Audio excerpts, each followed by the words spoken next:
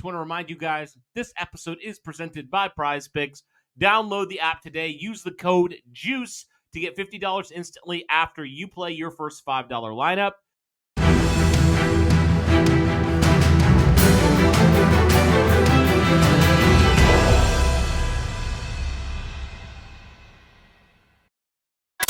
What is going on, Colts Nation? Welcome back to another episode of Bring the Juice.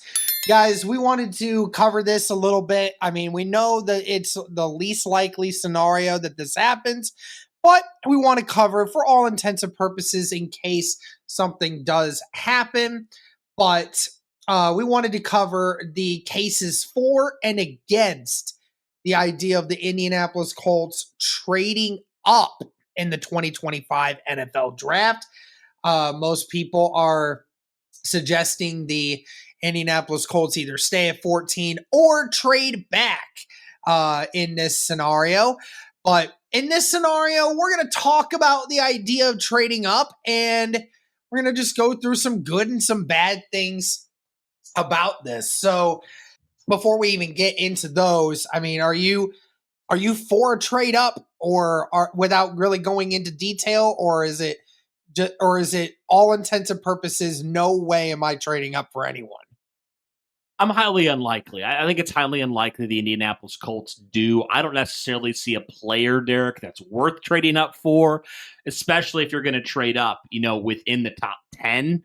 And I think the player that I want to trade up for will maybe be taken before then. So I kind of view that as no, probably not. If I'm wearing the GM cap for the Indianapolis Colts, I probably don't really see a player that I'm trading up for necessarily. Yes, there are some really good players, but I just don't know, Derek. I just don't think there's a player worth trading up for in this draft in particular. I mean, we heard of the Colts last year, the rumors of them trying to trade up to get potentially Brock Bowers.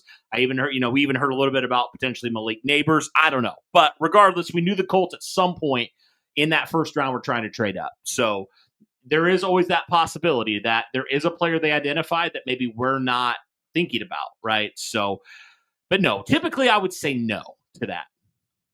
All right, sounds good. Well, we'll go ahead and we'll go ahead and cover the cases for trading up, because it's probably a little bit less of a list.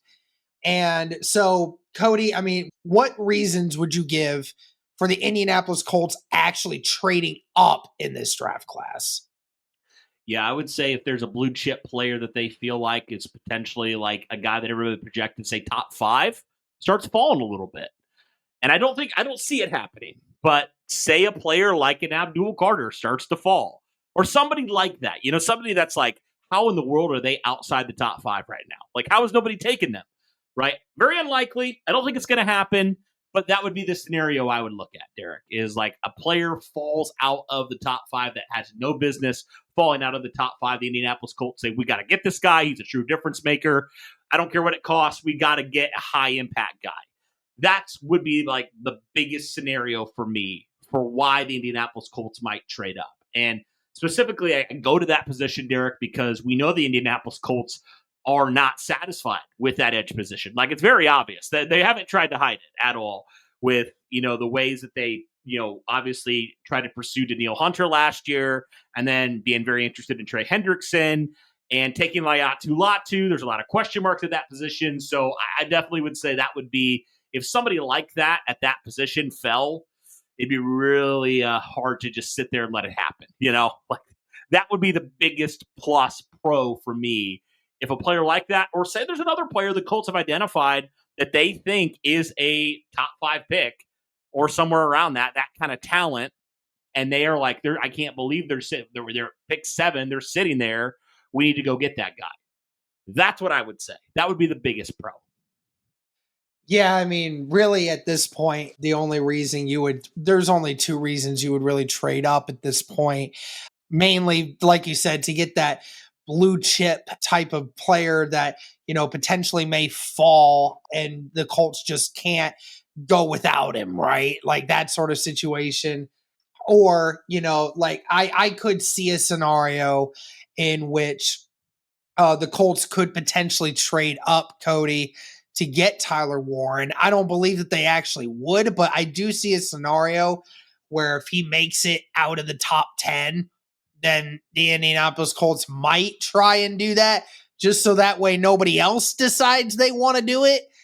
So that would be maybe the only reason they would trade up is, again, either that blue chip player falls, like you said, somebody on their big board that they're afraid that, somebody else will jump them before taking that player, then, that makes all the sense in the world. Well, yeah, Okay. you kind of, sorry to interrupt you. You kind of look at the teams after the Indianapolis Colts, right? Some of these teams could definitely have some interest in trading up. Say he gets past the Jets at 7. Could there be some teams that are looking to trade up to 8? They're looking to do some business there with the Carolina Panthers. I think we even said when we did our mock draft for the NFL channel, by the way, go check that out, guys. But we did that mock draft. We said, could Carolina be open for business? Like, I wouldn't be shocked at all if Carolina's sitting there and they're like, hey, we're going to listen to some offers. I wouldn't even be shocked. Like, it doesn't even have to be into the top 10. I could see scenarios where you look at the Saints, maybe not even the Saints. So, like, picks 11 through 13, Cody, like, the positions that those teams need, it's mainly offensive line and safety help and cornerback help, which if you're one of those 3 teams, if you're the 49ers, the Dallas Cowboys, and the Miami Dolphins, you don't need tight end, really. Like, none of them really do.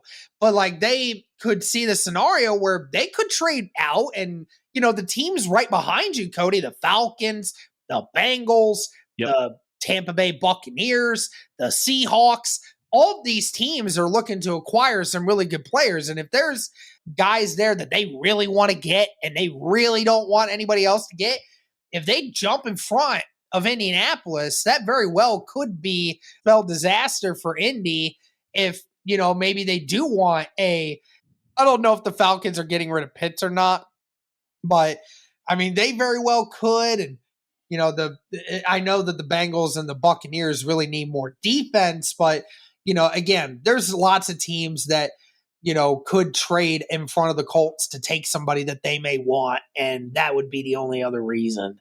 Yeah. And even some teams a little bit later on, I know it would be more draft capital they'd have to give up, but say there's a contender, say there's a team in the 20s or something like that that says we're just an elite tight end away from being an absolute like force in the AFC or NFC. Like, could that be a scenario where they do that? Again, I don't know, Derek, because how do you view tight end? I mean, I feel like some people view it a lot higher. Some people maybe not as much, especially considering the depth of this class. So that's also a thing like to consider. Like, Tyler Warren's not the only guy that at tight end. Like, there's other players that can turn into really, really quality tight ends. So that is also another thing, not to get too much into the negatives, but yeah, that would be another thing to just consider. So there's so many factors. At the end of the day, Derek, we don't know. There's all these what ifs that could happen, but those would be, like you said, probably the primary 2 pro trade up sort of scenarios there. As we said, guys, today's episode is sponsored by Prize Picks. Now, what is Prize Picks? Prize Picks is the largest daily fantasy sports platform in North America. Instead of battling against thousands of other players across platforms, you're basically picking 2 to 6 player stat projections, and you're choosing more or less on those stat projections to be able to watch those winnings roll in. It's very easy. Do you guys want to play along at some of Prize Picks' favorite players like rapper Meek Mill and UFC fighter Sugar Sean O'Malley? Well, if you guys sign up today, you can find the community plays under the promos tab of the app to view the entries of some of the biggest names on the platform and be a part of that as well. You can now win up to 100 times your money on Prize Picks with as little as 4 correct picks. You can turn $10 into $1,000 just like that with NBA, NHL, and college basketball entries today on Prize Picks, America's #1 fantasy sports app. Like a lot of other things, guys, they also offer injury insurance, so your entries stay in play even if one of your players gets injured. So if someone exits the game in the first half and does not return in the second, that player projection won't count against you and the rest of your entry stays live. So it's great bounce back for that one.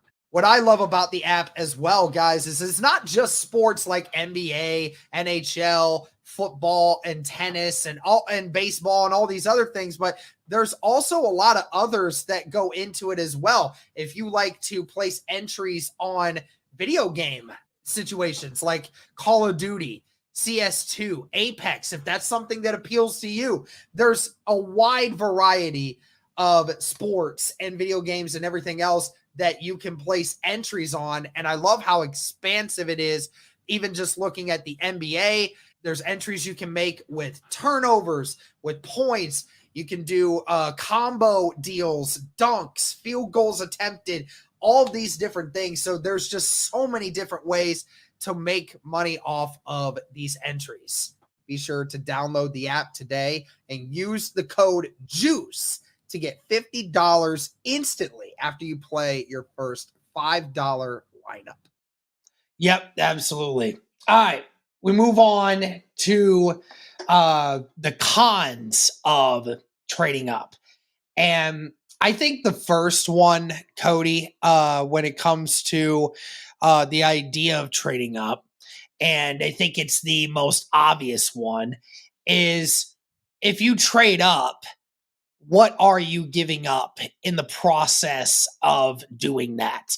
You know, the Indianapolis Colts, as we said, they don't have a ton of draft picks. They only have 7 this year, 1 in each round. And, you know, typically over the last few years, Ballard has always had at least 9 different draft picks that he usually likes to play around with. So the fact that you don't have that this year, you have to be very sparse about your resources. You can't just trade up unless you're absolutely certain and the player that you're getting and that you're able to get the player that you're trying to get. So for me, it's just like, you know, what's the outcome of, you know, giving away all those assets and potentially losing out on another player in this draft just for the sake of getting another one here.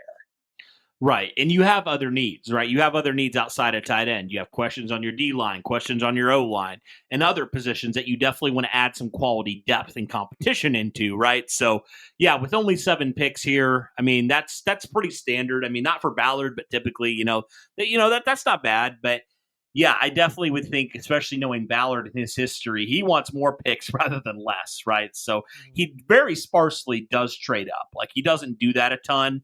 So that would be kind of the thing there is like, yeah, you have some other needs. And if you do trade up into the top 10, you're likely giving away a pretty big draft capital when it comes to that. You're probably giving up a day 2 pick of some sort, whether it's this year, next year, whatever you look at. And this team, realistically, this team has a lot of needs and a lot of issues that you need. And Derek, we've talked about it before.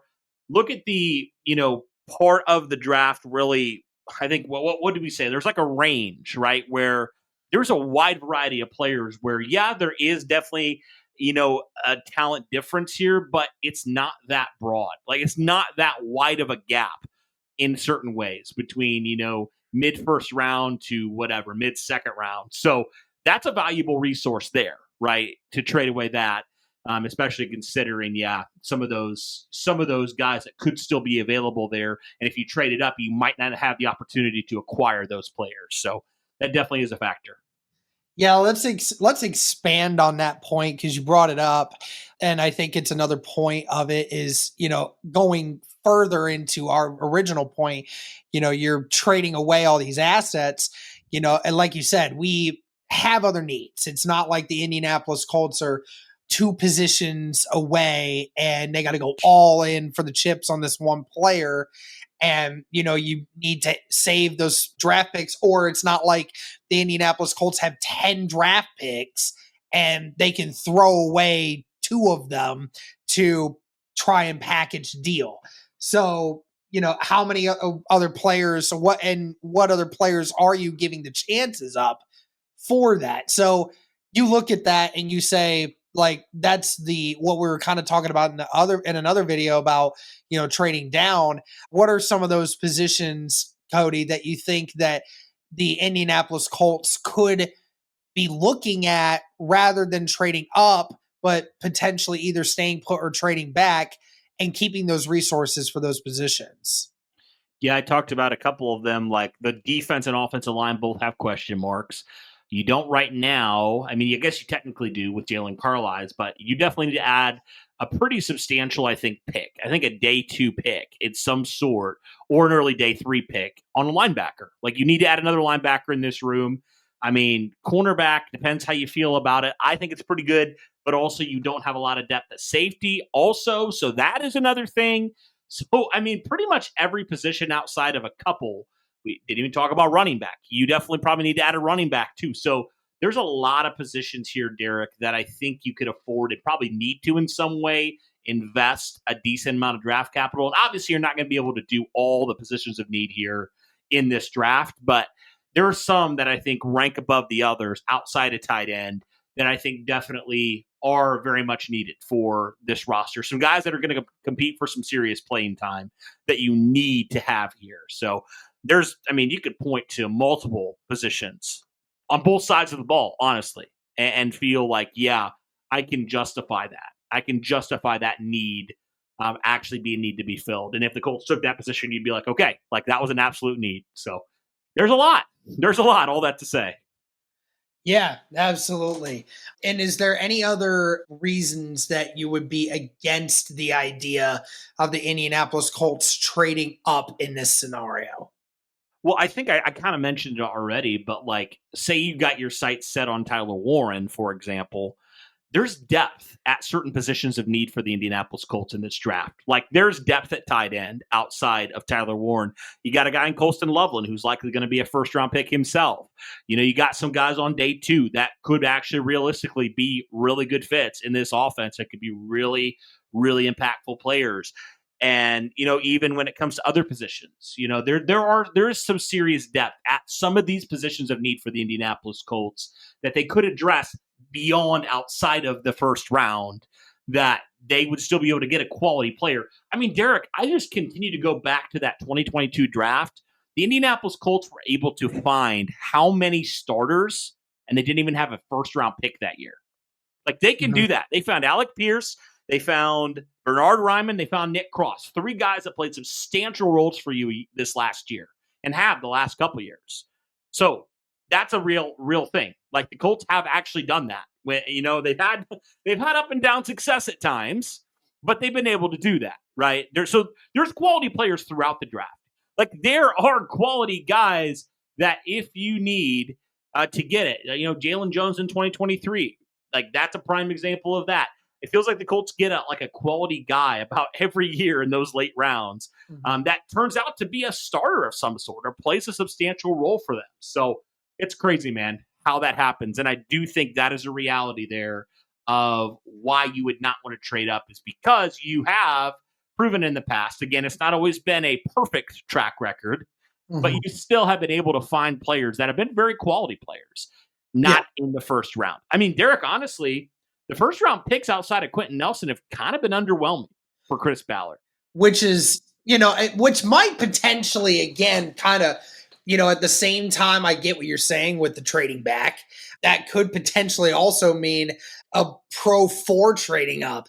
Like if you know this player, if you know this guy is going to be it, then, you know, you take the chance on it with the fact that you know that what the kind of impact he's going to provide for your team. Because like people will mention this all the time and it drives me nuts. Like Quentin Nelson, when he got drafted, people were already saying like, oh my gosh, like why would you take a guard at 6? That just makes no sense. Quentin Nelson didn't just become the best guard in the NFL as soon as he came into the NFL. Like he changed the dynamic of the offensive line. Like he installed toughness and leadership and grit into an offensive line that for years, Cody, was a terrible offensive line. And then as soon as they bring in Quentin Nelson and as soon as they brought in Braden Smith, they went to being one of the best offensive lines in the entire NFL the very next year. And why was that?